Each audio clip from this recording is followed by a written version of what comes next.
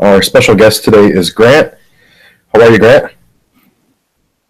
Very good to be here, Simon. Thanks for having me. Thanks for joining us. Grant, today we're going to be talking about mobile photography, the surrounding hardware, software, and usage. If you don't mind just going ahead and giving our audience a little overview of yourself.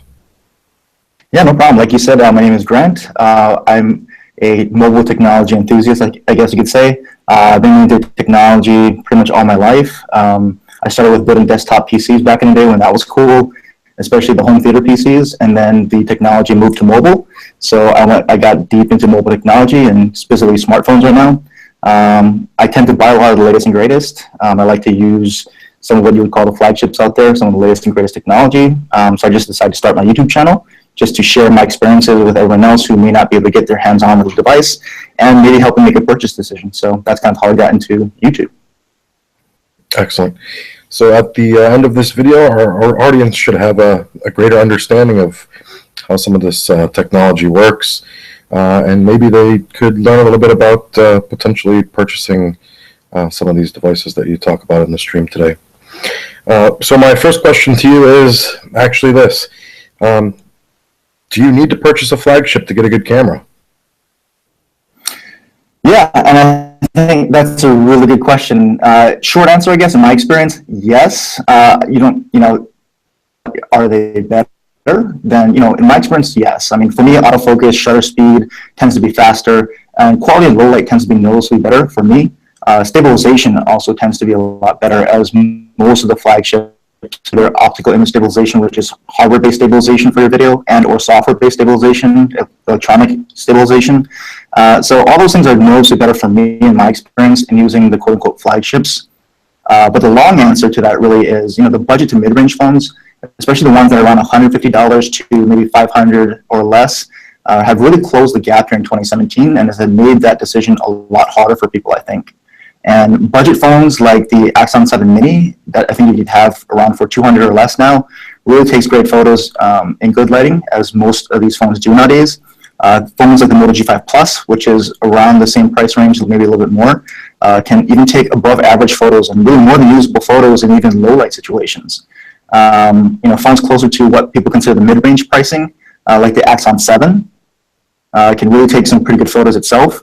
And most recently, I reviewed the OnePlus 5 with its dual cameras, and it's around the $500 price point, and that phone has really exceeded my expectations. I really didn't think much about it until I got it in hand. Its dual cameras perform really well, even rivaling some of the so-called flagships like the iPhone 7 Plus or the Galaxy S8. And I've done a couple of camera comparison videos on my channel if people want to actually see the results for themselves and judge for themselves, but that's out there.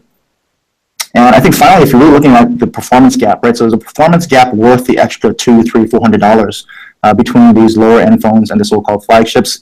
And I think that's really going to be up to each individual person to kind of decide on that based off of their usage, their needs, and expectations of a smartphone camera. I think some people where the smartphone is their only camera, their photos maybe of their kids or even print them out in high resolution later, they're really going to benefit from, I think, a flagship camera, and it probably is worth the extra money for them. For other people who only want to kind of casually share their photos, maybe post them to social media, will probably feel that these budget to mid-range phones are going to be more than enough and provide them with a very good camera experience. So I think in that regard, people need to make that decision. I think that's where it can be good and beneficial. For me, I'll always lean towards the flagships just because that's just me. I like to use the latest and greatest. Excellent. Be sure to check out Grant's channels for some of those camera comparisons. He does a really in-depth, great job on comparing those devices.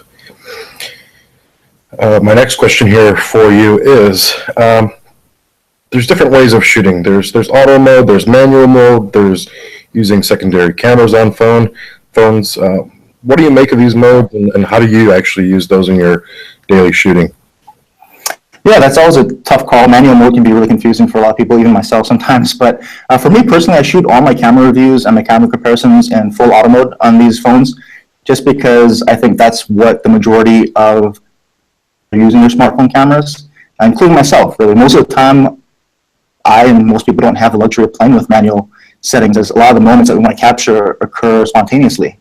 However, if you have the time to compose your shot, and you're finding that the picture is maybe too dark or blurry in shooting in low light situations, you can always go into the manual or pro mode of your camera if you've got that on your smartphone, and just increase the ISO a little bit to your liking. At some point though, if you get that ISO a little bit too high, you're going to start to see some of that digital noise creep in. So keep that in mind as you're kind of playing with those settings there. Fast moving objects, you want to get a still photo and as sharp as possible, like maybe your fast running kids or something like that. Then you can try going into manual mode and increasing your shutter speed.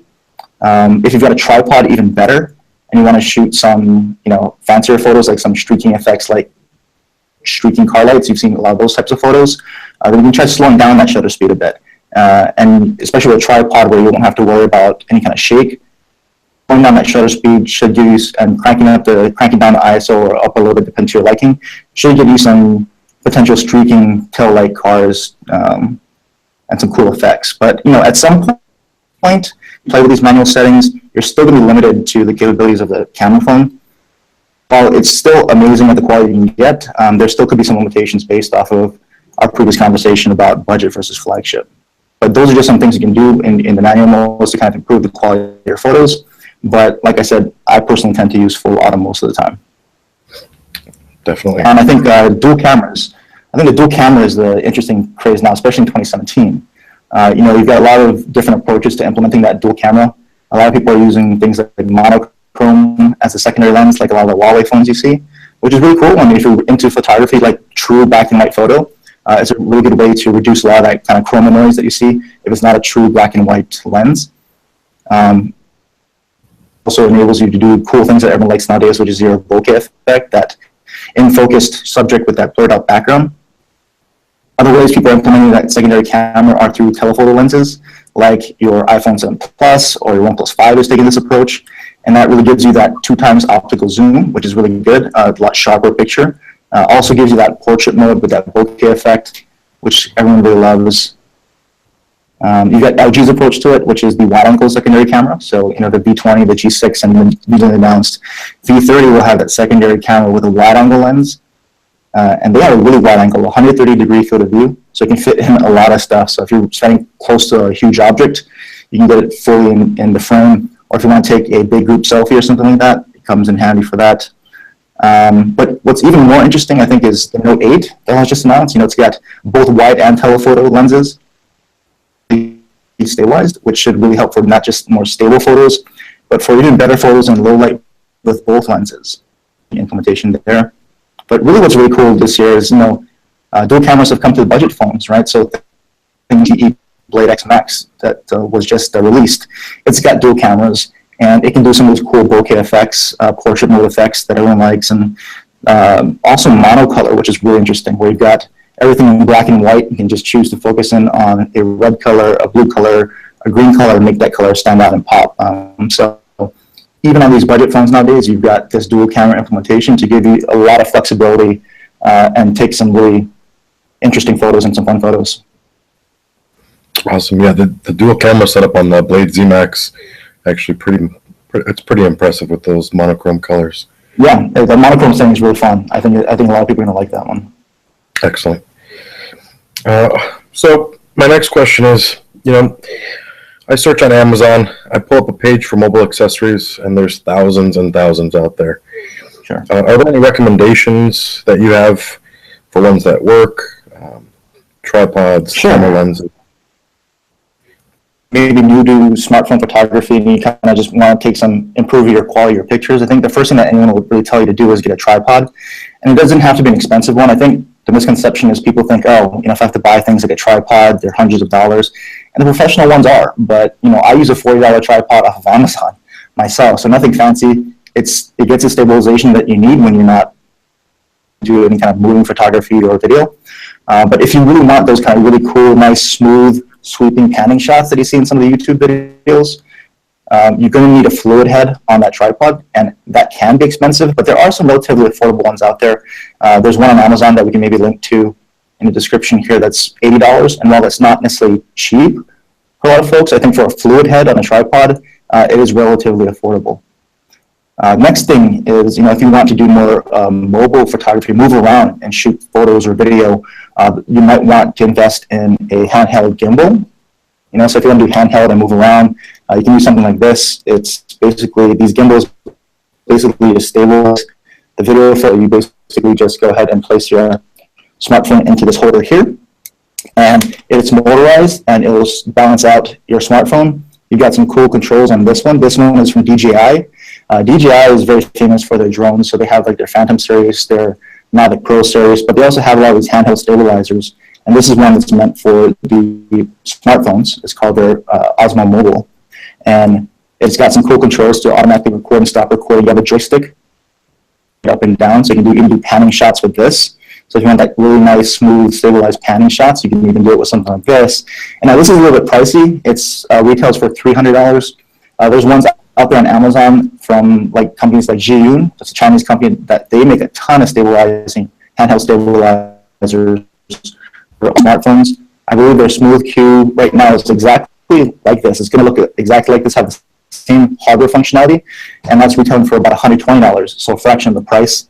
The only caveat there is that I think their software is as good as a local company like DJI, but you can really save yourself a good amount of dollars there by going with something a little bit more affordable. And maybe the last thing, clip-on lenses. So I kind of just reviewed this clip-on lens from Amir on my channel. It's their 2-in-1 lens. It's a wide-angle lens on the outside, and you can just, and you get to a macro lens. So this is really good for even high-end smartphones, flagships like the Galaxy S8 Plus. You can even improve photography from that, because even that can only get so close to a subject before it can't focus. And so you clip on this macro lens onto something even like a Galaxy S8 Plus, and you can get even closer, sharper macro. Screw back on the wide-angle lens, and this provides you with that wide-angle shot. So if you don't have an LG phone or another phone with a wide-angle built-in lens, this can help you capture those really big objects that you can't fit into the frame, or more importantly, things like if you want to take group selfies, because it's clip-on, you can easily just clip it on the front to the back of your camera and just make sure that you align it to the lens. This is running for about $20, I think, on Amazon, so a relatively inexpensive way to have some fun with your smartphone photography. Excellent. Those are some really awesome accessories out there. I'm going to have to get one of those gimbals to up my cinematography. And we'll also put those items down in the description, so if some of the viewers want to take a look at them, they'll have those links. Yep, for sure. Okay, another question that pops up on Z Community a lot, I even have this question sometimes myself. What are some of the most popular and easy ways to store all those photos and videos from your smartphone? Yeah, I think even though smartphones are coming in with more and more capacity, you are going to want to offload those and preserve some of those. I put them onto my local computer, and I have that hooked up to a backup solution. It's an external drive called Drobo. It's basically a hardware unit that can house up to, my unit can store 5 hard drives. And what it does is provides redundant storage, meaning that if I've got at least that if one of those hard drives decide to fail, I don't lose any of my photos or whatever I'm storing on there. So redundant storage is a really good thing. If you don't really want to, the other good thing about Drobo is that it's hot swappable drives. So if one dies, I can just pop one out, stick one in without having to turn it off, restart it, worry about losing data, nothing. So it's very easy to put the drives in, back everything up to it, and forget about it. And I think I've got about 4 terabytes on that. So for me, that's storage. You just pop it into the drive and off I go. But if you don't want to really invest that much money into it, because they're not really necessarily that inexpensive, you can just get maybe a relatively inexpensive hard drive. External hard drives right now on Amazon or anywhere else, relatively inexpensive. You just plug that in and just have your photos and videos periodically back up to that. Moreover, I think you probably also want to have another base of storage. So if your hard drive goes out, even if for some reason catastrophic failure happened to my Drobo backup, I always store things in the cloud. So it's off-site backup. And in case anything, computer, your backup, local backup solution, put it into the cloud. There's a lot of cloud services now that are offering a lot of storage for free. At Google Photos for a lot of your Android users, they got Google Photos for iOS too. They offer unlimited storage for their what they call high-quality photos, so not full original versions of your photos. But it's unlimited storage at a fairly good resolution. If you want to store the exact resolution, the exact file, they allow you to do that too, but you can be limited to the amount of storage you have on your live. A lot of you, like me, are fortunate enough to get a lot of free Google Drive stores through some of their previous offers on other smartphone sales, etc., where they're offering a lot of free storage. I think I've got over a terabyte right now for myself. That's one good option. Other services that offer free storage are things like Microsoft OneDrive or even Amazon Photos, especially if you're a Prime member. So there's a lot of online cloud storage services that give you a lot of free storage, and I think people should really take advantage of that. And you don't have to pick one. I say if you have free access to storage across all of them, put them in all of them. And you have as many backups as you possibly need for especially the photos that you really want to keep and cherish. Excellent. That's some really great info, and free is definitely for me. Yeah, me too. Well, there you have it, folks. That concludes this episode of Z Communities Tech Talks. A really special thank you goes out to Grant for joining us today. Grant, can you let our users know where they can check out all of your channels? Yeah, sure. First off, thanks to you and the Z community for having me on. It's really fun and a really big honor to be on just the second episode here. But like I mentioned before, I've got a YouTube channel that I just started a few months ago. You can find me on YouTube if you search for Grant S. As well. I'm also on the 808 as well as at G08_IG. You can check out all my postings there. I post my everything else out there. I've got some recent samples of the Blade X Max cameras and all those fun modes. I posted that to Twitter and my Instagram, so feel free to check that out if you're interested. Definitely. We'll put those links down in the description for all of our viewers to see. And I do have one more question, and I don't mean to put you on the spot here. Sure. Could you nominate 3 other people that you believe would be a good fit for our Tech Talks? Sure. Picking just 3 is hard. I know a lot of folks that might be a good fit for this, but I think maybe the 3 that come to mind, I think number 1 is George Hayes, a.k.a. the Mobile Geezer. Great YouTube channel, great insight into mobile technology, really passionate about it, including ZTE devices. I think the second person that comes to mind is maybe Tamika Frank. Tamika Franklin, she goes by T Frank online. She also has a great YouTube channel focusing on a lot of budget devices. And she does a really nice job with her videos, a lot fancier than mine. So go check her out as well. And I think she'd be a good fit for this. And then lastly, I think Anthony from My Project 13. He's really passionate, probably one of the most passionate people I've seen on YouTube about talking about mobile technology and the whole smartphone thing. He'll post daily videos and he'll let it fly. And I think that'll be a really fun conversation. Excellent. Perfect. We're actually going to go ahead and reach out to those guys. So hopefully they're watching and hopefully they get ready for us. Awesome. Yeah. Thanks, Grant. Take care. Thanks for having me, and it was a lot of fun. Hope you do again.